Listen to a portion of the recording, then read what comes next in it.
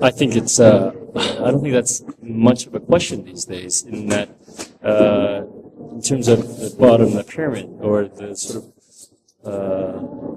lower segments of society, poorer segments of society are using that, because in your own country, in Sri Lanka, and through research funded by IDRC, it's already indicating that people are spending up to excess of 13% of their income on mobile telephony.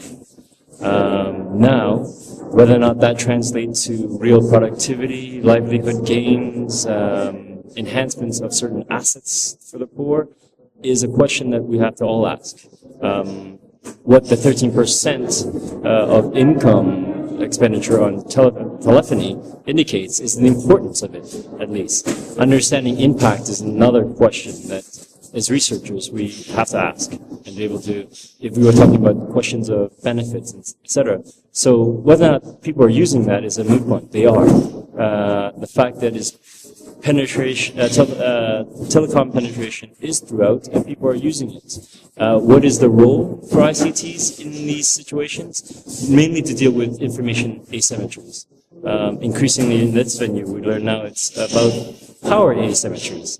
So if you look at the work that, for example, Learn Asia is doing in Sri Lanka, it's looking at how ICTs can reduce that information asymmetry in the markets, the agricultural markets of Sri Lanka. And so the question of whether or not people are using it, yes, people are obviously using it. Questions for researchers are how and for what benefit, and where is it can be most beneficial, and where can we possibly think of replicating some things, or in some cases not replicating certain practices. So a better understanding of impact and utility is there.